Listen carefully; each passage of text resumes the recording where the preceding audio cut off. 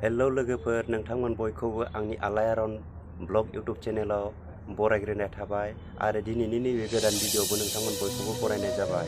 आसा खालामो नोंथांमोना बयबो मोजाङैनो दं। लोगोफोर, दिनै 14 फेब्रुआरि।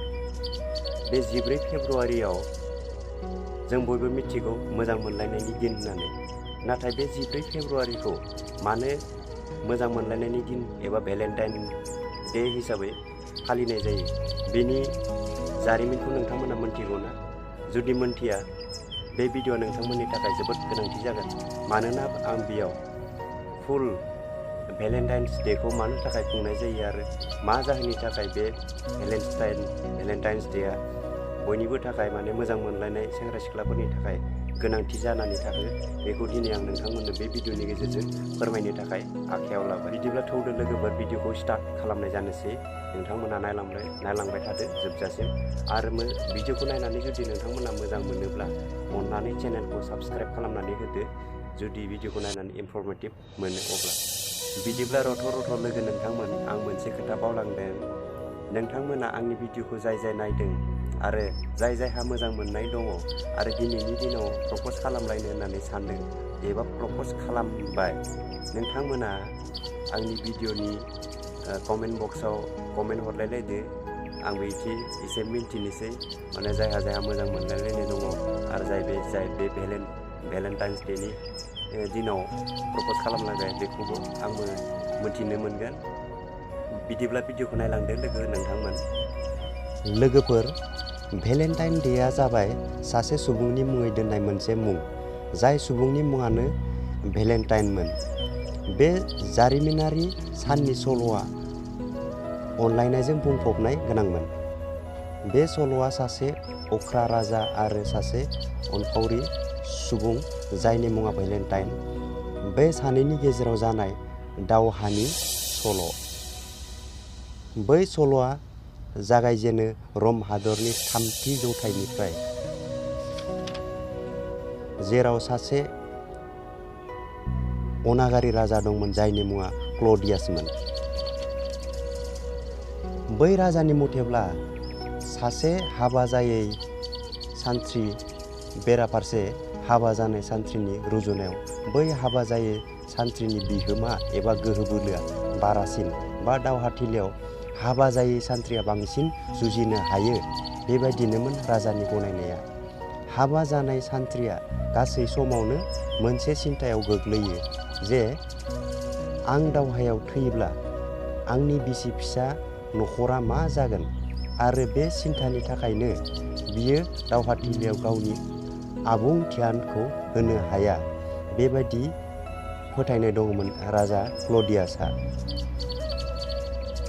बेखायनो राजा क्ल'डियासआ फोसावनायसैदि गावनि रायजोआव रावबो सान्थ्रियानो हाबा खालामनो मोना, आरो जायफोरहानोखि बिनि बे आदेशखौ गनाया बिखौ गिदिर साजा एबा जिउनि साजा होनाय जागोन होननानै फोसावनायसै। फारसेथिं राजानि बे बिथांखियाव गासै सान्थ्रिफोरानो दुखु जादोंमोन एबा गोजोननाय मोनाखैमोन, आरो सान्थ्रिफोरा बेखौबो मिथिगौदि बे बिथांखिया गोरोन्थि, नाथाय राजाखौ गिनायजों रावबो बे बिथांखिखौ नेवसिगारनो गोहो गैयामोन, आरो राजानि बे बिथांखिखौ गनायना सोलिनो थाखाय बाध्यता जानायसै। नाथायबा बै रायजोनिनो सान्त भेलेन्टाइनआ बे अनागारि एबा अयनायखौ सहायनो एसेबो राजि गैयामोन। बेनिखायनो बियो राजानिफ्राय एरखोमा एबा थाखोमा सेंग्रा सान्थ्रिफोरखौ हेफाजाब होनो हमनायसै, आरो सान्थ्रिफोरखौ हाबाबो होखोमानो हमनायसै। जाय सान्थ्रियानोखि गावनि मोजां मोननायजों हाबा खालामनो नागिरदोंमोन, बिसोरो भेलेन्टाइननि साखाथियाव थांना मदद बिहैनायसै, आरो भेलेन्टाइनाबो बिसोरखौ मदद खालामनो हमनायसै, आरो बिसोरखौ हाबाबो खालामना होनो हमनायसै। बेबायदिनो भेलेन्टाइना गोबांथार सेंग्रा सान्थ्रिफोरखौ सिरियै हाबा खालामखोमाना होबायमोन। नाथाय सैथोआ बांद्राय गोबाव थाखोमाया, सानसेब्लाबो सोराङाव फैयो। थिग बेबादिनो भेलेन्टाइननि बे खामानिनि सोमोन्दै राजा क्ल'डियासनि खोमायाव हाबहैनायसै। भेलेन्टाइना राजानि बिथोनखौ गनायैलाय राजाया भेलेन्टाइनखौ जिउनि साजा होनायनि बिथोन होनायसै आरो बेखौ जोबथेसालियाव जोबथेना दोननायसै। जोबथेसालिनि सिङावनो भेलेन्टाइना गावनि बुथारजागोन सानखालिनि थारिखखौ नेबाय थानायसै आरो बेबादिनो साना बारलांनो हमो। सानसेखालि भेलेन्टाइननि सेराव जेलारा फैनायसै जायनि मुङा आस्टेरियासमोन। रम हादरनि सुबुंफोरनि बुंनाय बायदिब्ला भेलेन्टाइना सासे इसोरनि बोर मोननाय सुबुंमोन जायनि गोहोआव बियो सुबुंफोरनि बेराम आजारखौबो फाहामनो हायोमोन। एस्टेरियास जेलारहा सासे मेगन नुयै फिसाजो दंमोन आरो जेलारा मिथिगौमोन जे भेलेन्टाइना गावनि फिसाजोखौ फाहामनो हागोन होनना आरो बिनिखायनो जेलारा भेलेन्टाइननि खाथियाव थांना खावलायहैनायसै जे भेलेन्टाइना गावनि गोहोजों बिनि फिसाजोनि मेगनखौ नुफिननाय खालामनांगौ। भेलेन्टाइना सासे गोथार गोसोनि मानसिमोन आरो बियो बयखौबो मदद खालामोमोन। ओंखायनो बियो जेलारनि खोथाखौबो गनायना जेलारनि फिसाजोनि मेगनखौबो फाहामना होनायसै। बै सानखालिनिफ्रायनो भेलेन्टाइन आरो जेलारनि फिसाजोनि गेजेराव गोथौ लोगो जानो हमनायसै आरो बे लोगोरिया माब्लाबानो मोजां मोनलायनायाव सोलायलांनो हमनायसै।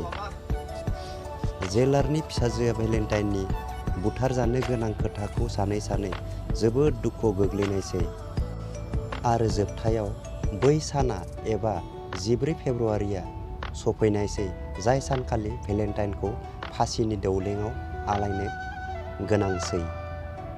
गावनि थैनायनि सिगां भेलेन्टाइना जेलारनाव गंसे खोलोम आरो गांसे लेखा बिलाइ बिनायसै आरो बे लेखा बिलाइयाव जेलारनि फिसाजोनिसिम आलबिदा एबा बिदायनि खौरां लिरनायसै। बिलाइनि जोबथायाव बियो नोंनि भेलेन्टाइन होनना लिरदोंमोन। बै खोथायानो जाय खोथाखौ दिनैसिम सुबुंफोरा गोसोखाङो। भेलेन्टाइननि बे बलिदाननि थाखायनो 14 फेब्रुआरिखौ बिनि मुङाव दोननाय जादोंमोन आरो बे सानाव गासै बुहुमावनो मोजां मोनलायग्राफोरा भेलेन्टाइनखौ गोसोखाङो आरो सासेया सासेनो अननाय होलायो आरो दिनै बै सानखौ बयबो मोजां मोनलायनायनि सान होननानै गनायबोदों आरो बे सानखालि मोजां मोनलायग्राफोरा गावनि अनजालु अनजालिनो बिबार, अनथोब एबा चकलेटफोर होनानै गावनि मोजां मोननायनि खोथाखौ फोरमायथियो। बेनो भेलेन्टाइन। बिदिब्ला लोगो नोंथांमोना भिडिअखौ नायलांनानै मिथिबाय जानो हागौ बे भेलेन्टाइन्स डेखौ मानो खुंनाय जायो, मा जाहोननि थाखाय खुंनाय जायो। नोंथांमोना बे भिडिअखौ नायनानै बुजिनो हाबाय होननानै आसा खालामबाय। नोंथांमोना नायनानै भिडिअखौ मोजां मोनबायब्ला प्लिज चेनेलखौ साबस्क्राइब खालामनानै होदो आरो शेयार खालामदो आरो लाइक होदो। अब्ला आं नोंथांमोननि खाथियाव बेबायदिनो इनफरमेटिभ गोनां भिडिअ लानानै फैबावगोननि मिजिंजों बे भिडिअखौ बेखिनियावनो दोनथ'बाय जे लोगोफोर। जय बर' हारि।